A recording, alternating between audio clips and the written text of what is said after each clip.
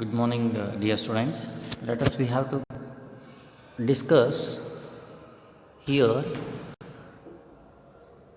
a major topic of unit poem first, where the mind is without a fear. One of the great Indian writer wrote this poem. Already we are all come to know about it. The Indian writer Rabindranath Tagore, what kind of intentions he has told in this poem.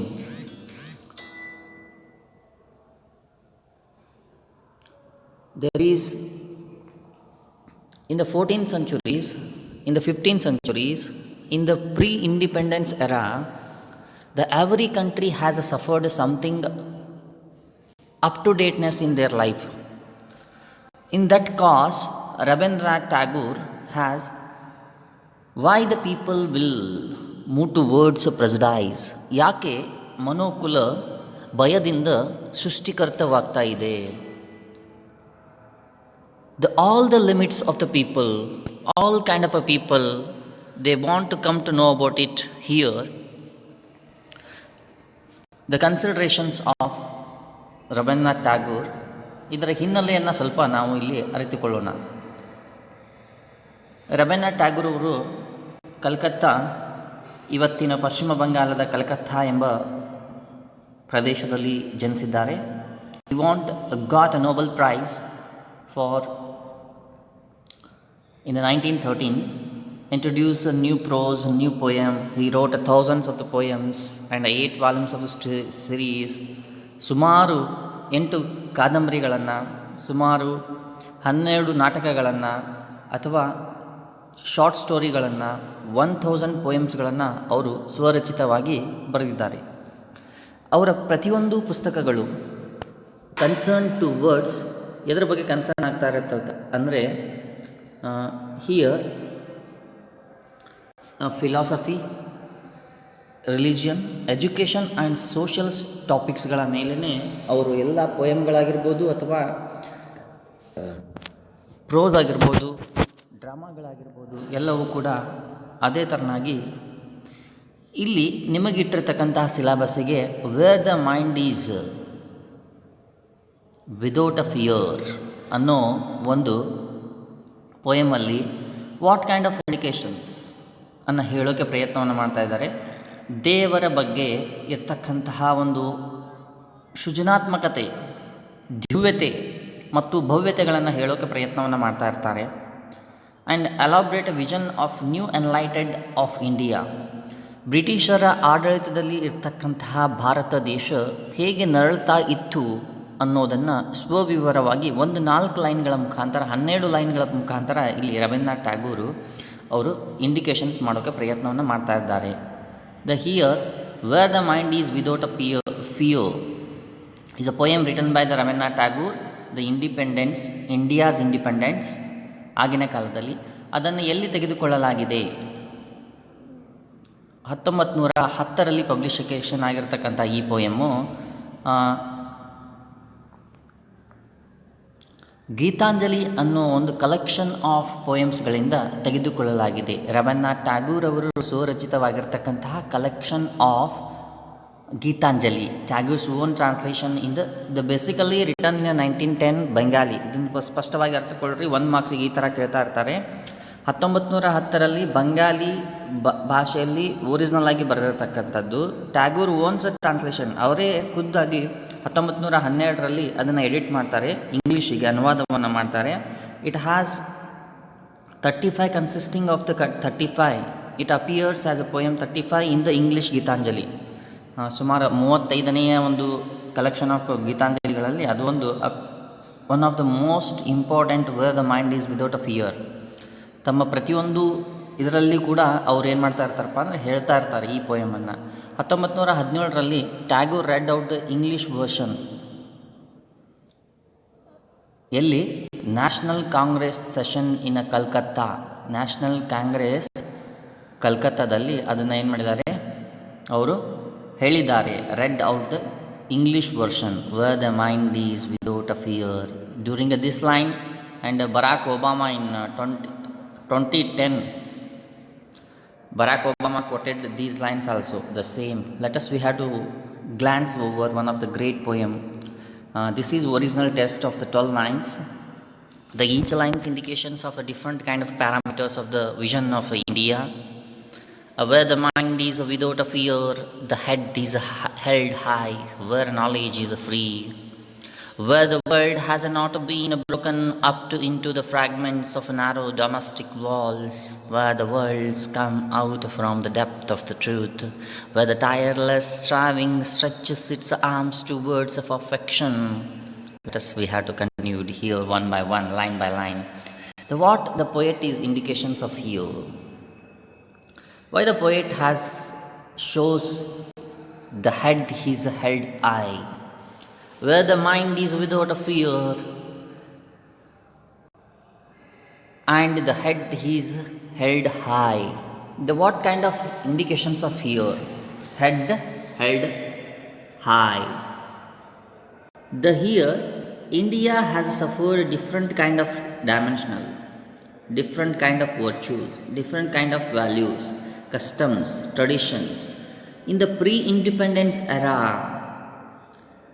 ಸ್ವತಂತ್ರದ ಪೂರ್ವದಲ್ಲಿ ಹೇಗೆ ಸಿಲುಕಿಕೊಂಡು ಹೋಗ್ತಾ ಇತ್ತು, ಅಲ್ಲಿ ಯಾವ ರೀತಿ ಟ್ರೆಡಿಷನ್ಸ್ಗಳು ಇದ್ದು, ಕಸ್ಟಮ್ಸ್ಗಳು ಇದ್ದು, ಜಾತಿ ಆಧಾರಗಳ ಮೇಲೆ ಹೇಗೆ ಪಂಥೀಯ ಮಾರ್ಗಗಳನ್ನು ಮಾಡ್ತಾಯಿದ್ರು, ಇಲ್ಲಿ ಒಡೆದು ಆಳ್ವಿಕೆಯನ್ನು ಮಾಡ್ತಾಯಿದ್ರು ಅನ್ನೋದನ್ನು ಯಾವಾಗ ಜನ ಅದನ್ನು ತಮ್ಮಲ್ಲಿರ್ತಕ್ಕಂತಹ ಫಿಯರನ್ನು ಅದನ್ನು ಬಡಿದೆಬ್ಬಿಸಿ ಬದೆಗೊತ್ತಿ ತಾವು ಏಕಾಂಗಿಯಾಗಿ ಹೋರಾಟ ಮಾಡೋಕ್ಕೆ ಸಾಧ್ಯ ಆಗಲ್ವಾ? ಯಾರ ವಿರುದ್ಧ? ದಂಗೆಕೋರರ ವಿರುದ್ಧ, ಬ್ರಿಟಿಷರ ವಿರುದ್ಧ. Held high, the head is held high. He means it has indications of here. Let us read the poet pleasures. ಏನು? The country should be free from any fear of a ಡಾಮಿನೇಷನ್ಸ್.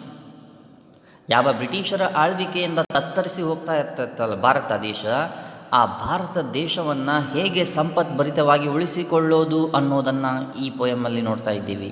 He wants that every one of his country should be the free from hold their heads high in the dignity.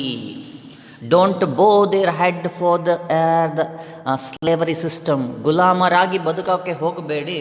ಗುಲಾಮರಾಗದೆ ನಿಮ್ಮಲ್ಲಿರ್ತಕ್ಕಂತಹ ನಿಯತ್ತನ್ನು, ನಿಮ್ಮಲ್ಲಿರ್ತಕ್ಕಂಥ ಟ್ರೆಮೆಂಡಿಯಸ್ಸನ್ನು, ನಿಮ್ಮಲ್ಲಿರ್ತಕ್ಕಂಥ will ಪವರನ್ನು ಬದುಕೆಬ್ಬಿಸಿ ಅಂತ. Pledges means he was to the swayed. ಪ್ರಾಮಿಸನ್ನು ತಗೋತಾನೆ, ದೇವರಿಗೆ ಹೇಳ್ತಾ ಇದ್ದಾನೆ. ಯಾಕಪ್ಪ ದೇವರೇ? His country should be has a suffering this kind of up to dateness. He dreams of a nation where knowledge or education should be the free. That is, education should not be the restriction to the upper class only. ಪೂರ್ವ ಭಾರತದ ಸ್ವತಂತ್ರದ ಪೂರ್ವದಲ್ಲಿ ಕೇವಲ ಉನ್ನತ ವರ್ಗಕ್ಕೆ ಮಾತ್ರ ಶಿಕ್ಷಣವನ್ನು ನಿರ್ಮಿಸಲ್ಪಡತಕ್ಕಂತಹ ಒಂದು ಭಾರತ ದೇಶದಲ್ಲಿ ಏಕೆ ಅತ್ಯಂತ ಕೀಳಮಟ್ಟದಲ್ಲಿರ್ತಕ್ಕಂತಹ ಪ್ರತಿಯೊಬ್ಬರಿಗೂ ಕೂಡ ಯಾವುದೇ ರೀತಿಯಾಗಿರ್ತಕ್ಕಂತಹ ಕಟ್ಟಪ್ಪಣೆಗಳನ್ನು ಮಾಡದೆ ಪ್ರತಿಯೊಬ್ಬರಿಗೂ ಮೂಲಭೂತ ಹಕ್ಕು, ಹೇಗೆ ನೀರು, ಗಾಳಿ, ಆಹಾರ ಸಿಗ್ತಾ ಇರುತ್ತಲ್ಲೋ ಹಾಗೆಯೇ ಕೂಡ ಶಿಕ್ಷಣವೂ ಕೂಡ ದೊರಕಬೇಕು. ಅವರು ಜಾಗೃತರಾಗಬೇಕು. They want upper class only, but everybody should be the free to the acquire knowledge. They want to becoming as achieve something in their life. That is, they want. In the next third line indication, the author wishes for the world which is not fragmented. Fragment means isolated by the prejudice. Bharat ದೇಶ ವಿಭಿನ್ನ ರೀತಿಯಾಗಿರ್ತಕ್ಕಂಥ ಪೂರ್ವಗ್ರಹ ಪೀಡಿತವಾಗಿರ್ತಕ್ಕಂಥ ಭಾರತ ದೇಶದಲ್ಲಿ ಯಾವ ರೀತಿ fragmented means the mould of their life. ಜ್ಞಾನವನ್ನು ಎಲ್ಲಿ? Caste, creed, colour, religion, other basis of superstition, ಮೂಢನಂಬಿಕೆಗಳ ಆಧಾರದ ಮೇಲೆ, ಇವೆಲ್ಲವುಗಳ ಆಧಾರದ ಮೇಲೆ. ಸೂಪರ್ಸ್ಟೇಷನ್ಸ್ ಮೀನ್ಸ್ ಮೂಢನಂಬಿಕೆ. ದ ಬೇಸ್ಲೆಸ್ ಮೀನ್ಸ್ ಯಾವುದೇ ರೀತಿಯಾಗಿರ್ತಕ್ಕಂಥ ಬುನಾದಿ ಇಲ್ಲದೆ ಬರ್ತಕ್ಕಂಥದ್ದು. ಧಾರ್ಮಿಕವಾಗಿ, ಕಲರ್ ಆಗಿ, ಕ್ರೀಡ್ ಆಗಿ, ಕಾಸ್ಟ್ ಆಗಿ, ಬೇಸ್ಡ್ ಆನ್ ದೀಸ್ ಪೂರ್ವಗ್ರಹ ಪೀಡಿತವಾಗಿರ್ತಕ್ಕಂಥ ದೇಶದಲ್ಲಿ the everywhere the world is not fragmented. They want becoming as vicious for world, the isolated. ಎದುರಾಗಿದ್ದರಪ್ಪ ಅಂದರೆ ಬರೀ ಜಾತಿ ಮಾಡೋದು, ತಮ್ಮಲ್ಲಿರ್ತಕ್ಕಂಥ ಬಯಕೆಗಳನ್ನು ಕಲರ್ಗಳ ಮುಖಾಂತರ, ಮೀನ್ಸ್ ಅವ ಕರಿಯ, ಅವ ಬಿಳಿಯ, ಅವ ಧಾರ್ಮಿಕ, ಅವ ಧರ್ಮ, ಅವ ಕ್ಷತ್ರಿಯ, ಅವ ಶೂದ್ರ, ಅವ ಈ ರೀತಿ classes based on the superstition, ನಂಬಿಕೆಗಳ ಆಧಾರದ ಮೇಲೆ ಮಾಡ್ತಾ ಇದ್ದರು. The prejudice and the superstition should not be divide the people into the groups and break their unity.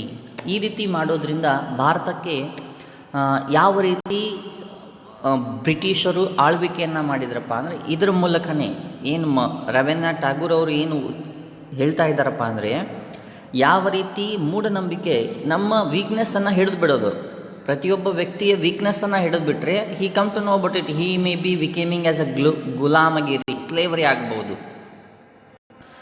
ಮೂಢನಂಬಿಕೆಗಳ ಜೊತೆಗೆ ಹೋದಾಗ ಅಥವಾ ಅವನ ಉದ್ದೇಶಗಳ ಜೊತೆಗೆ ಹೋದಾಗ, ಅವನ ಆಳ್ವಿಕೆಗಳ ಜೊತೆಗೆ ಹೋದಾಗ, divide the people into the groups, the break their unity, ಒಂದು ಸಂಘಟನೆಯನ್ನು ಮಾಡ್ತಾ ಇರಬೇಕಂತ ಸಂದರ್ಭಗಳಲ್ಲಿ ಆ ಸಂಘಟನೆಗೆ ಮೂಲ ಸ್ಥೈರ್ಯವನ್ನು ತುಂಬಿಕೊಟ್ಟಂಥ ವ್ಯಕ್ತಿ ಯಾರಾಗಬೇಕಲ್ಲಿ? There is no what kind of intention must be has a people, how they want to becoming as a stimulate their own ideas, how it is possible to come to know about it their own originalities. It is not possible.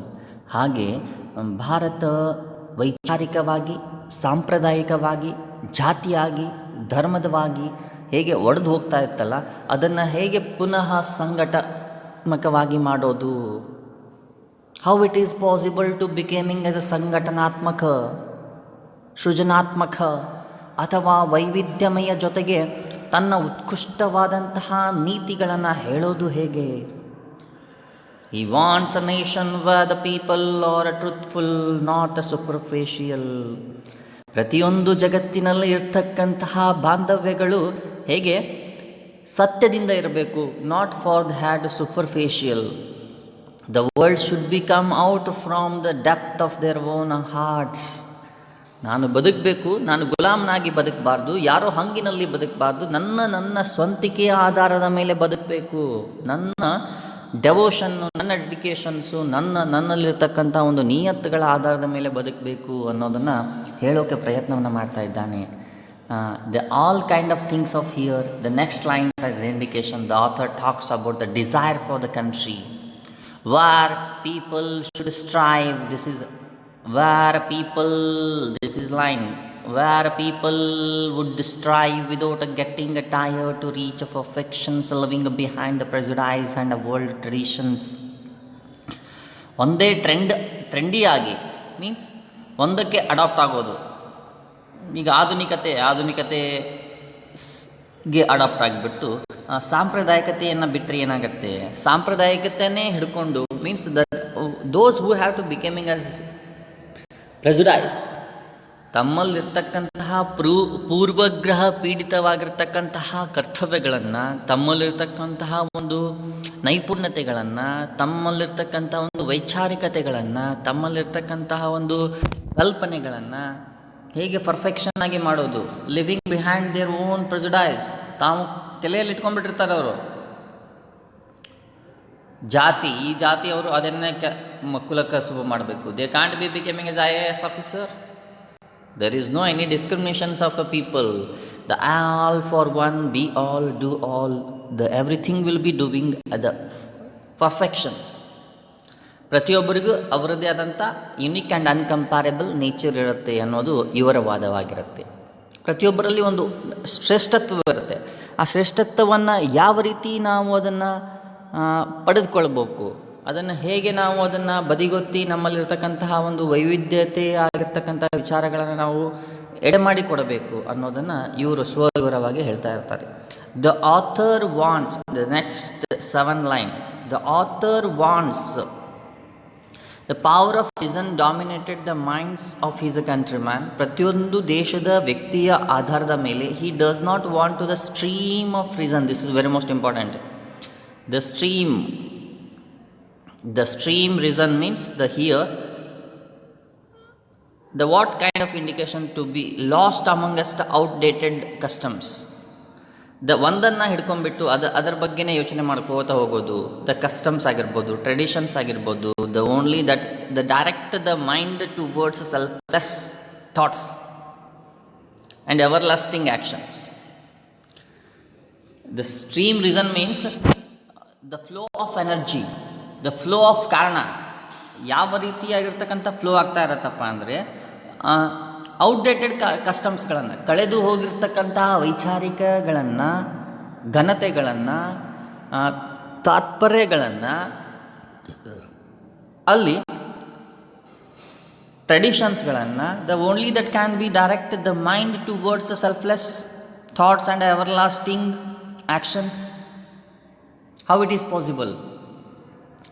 ಥಾಟ್ಸ್ಗಳು outdated ಆದರೆ, ವಿಚಾರಗಳು outdated ಆದರೆ, ಅಲ್ಲಿ ಏನೂ ಪ್ಯೂರಿಫಿಕೇಷನ್ಸ್ ಇರಲಾದೆ, perfectness ಇರಲಾದೆ, ಅದನ್ನು ಹೇಗೆ ಬದುಕೋಕ್ಕೆ ಸಾಧ್ಯ ಮನುಷ್ಯ?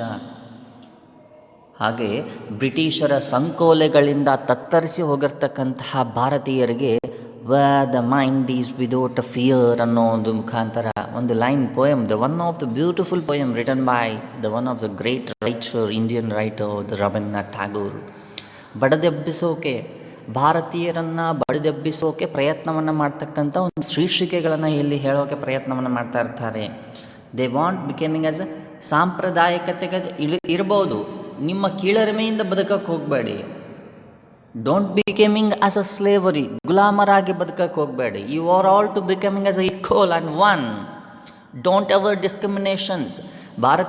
ಬ್ರಿಟಿಷರು ಏನು ಮಾಡಿದ್ರಪ್ಪ ಅಂದರೆ ಭಾರತೀಯರ ಮಧ್ಯದಲ್ಲೇ ಸಂಘರ್ಷವನ್ನು ಮಾಡೋಕ್ಕೆ ಪ್ರಯತ್ನವನ್ನು ಮಾಡ್ತಾಯಿದ್ರು. ಹೇಗೆ ಜಾತಿಗಳ ಆಧಾರದ ಮೇಲೆ, ಧರ್ಮಗಳ ಆಧಾರದ ಮೇಲೆ, ಹೇಗೆ ತಮ್ಮಲ್ಲಿರ್ತಕ್ಕಂತಹ ಮೂಢನಂಬಿಕೆಗಳ ಆಧಾರದ ಮೇಲೆ, ಪ್ರತಿಯೊಂದರ ಮೇಲೆ ಅವರು ದಬ್ಬಾಳಿಕೆಯನ್ನು ಬ್ರಿಟಿಷರು ಭಾರತೀಯರ ಮಧ್ಯೆ ಸಂಘರ್ಷಕ್ಕೆ ಒಳಮಾಡೋಕ್ಕೆ ಪ್ರಯತ್ನವನ್ನು ಮಾಡ್ತಾಯಿದ್ರು. ಅದಕ್ಕೆ ದ ಸ್ಟ್ರೀಮ್ ಆಫ್ ರೀಸನ್, ಇದರ ಮೂಲ ಉದ್ದೇಶ ಡಾಮಿನೇಟೆಡ್ ಆಫ್ ದ ಮೈಂಡ್ಸ್. ನಿಮ್ಮ ಕಲ್ಪನೆಗಳನ್ನು ಚೇಂಜ್ ಮಾಡ್ಕೊಳ್ಳಿ.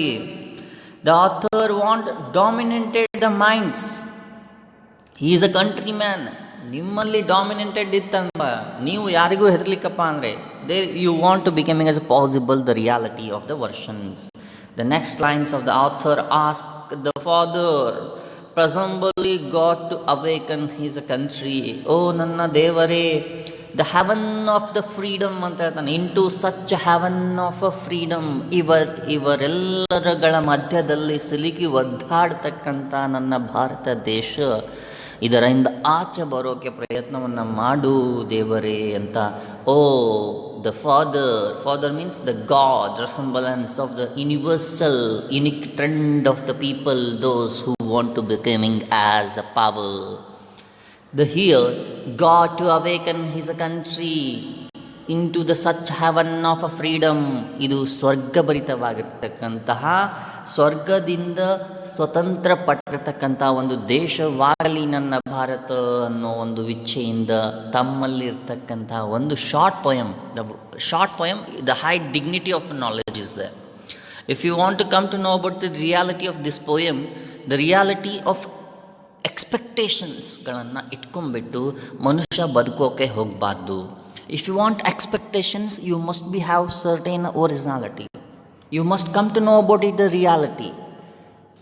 ಯಾಕೆ ಎಕ್ಸ್ಪೆಕ್ಟೇಷನ್? ನೀನು ಏನು ಎಕ್ಸ್ಪೆಕ್ಟೇಷನ್ ಮಾಡ್ತಾ ಇರ್ತೀಯಲ್ಲ, ಮೀನ್ಸ್ ನಿನ್ನಲ್ಲಿ ಇರಬೇಕಾಗತ್ತೆ, ನಿನ್ನಲ್ಲಿ ನೈಜತೆ ಇರಬೇಕಾಗತ್ತೆ, ನಿನ್ನಲ್ಲಿ ಒರಿಜಿನಾಲಿಟಿ ಇರಬೇಕಾಗುತ್ತೆ, ನಿನ್ನಲ್ಲಿ ಜಾತಿವಾದಗಳಿರಬಾರ್ದು, ನಿನ್ನಲ್ಲಿ ಭೇದ ಭಾವಗಳಿರಬಾರ್ದು, ನೀನು ಯಾವುದೇ ರೀತಿಯಾಗಿರ್ತಕ್ಕಂಥ ತಳಹದಿಗಳ ಆಧಾರದ ಮೇಲೆ ಬದುಕೋಕ್ಕೆ ಹೋಗಬಾರ್ದು ಅನ್ನೋದು ಅವರ ಕಲ್ಪನೆ ಆಗಿ ಹೋಗ್ತಾ ಇರತ್ತೆ.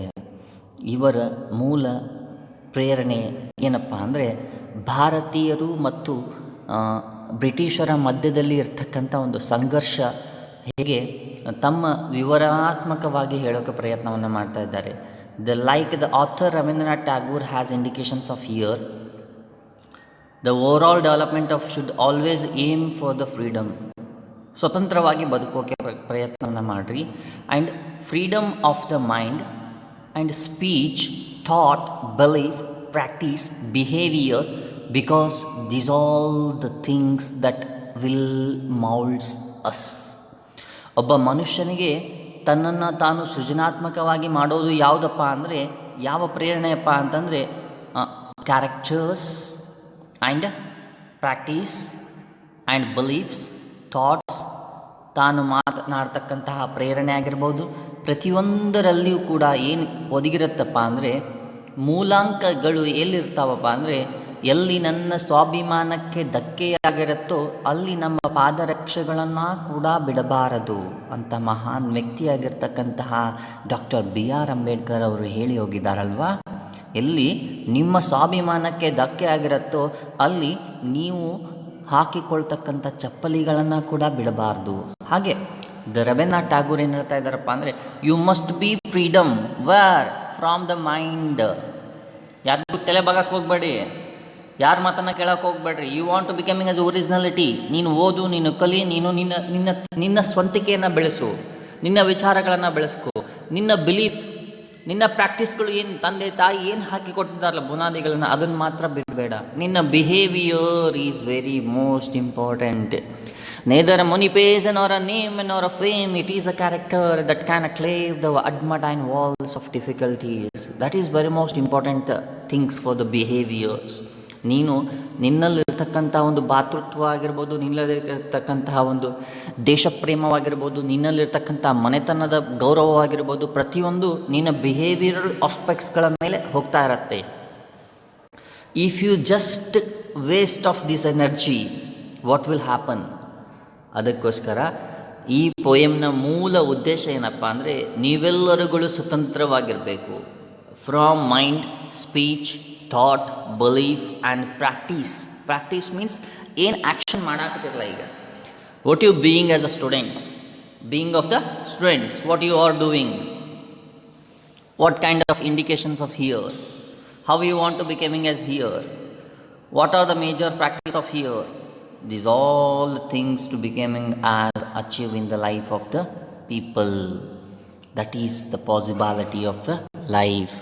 That is the indication of life. That is the superiority of life. That is the extraordinary belief those Indian people must have the traditions.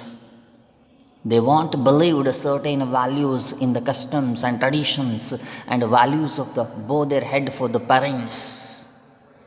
Who is such a God in the whole world?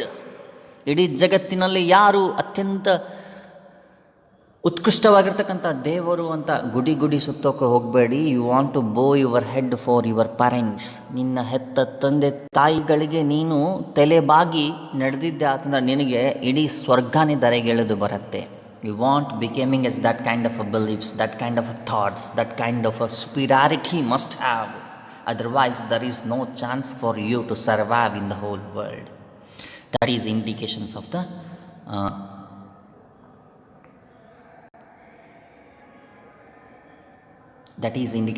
the superiority of the poet mind. The here, where the mind is without a fear. Let us we have to come to know about it. Actions of the day-to-day life.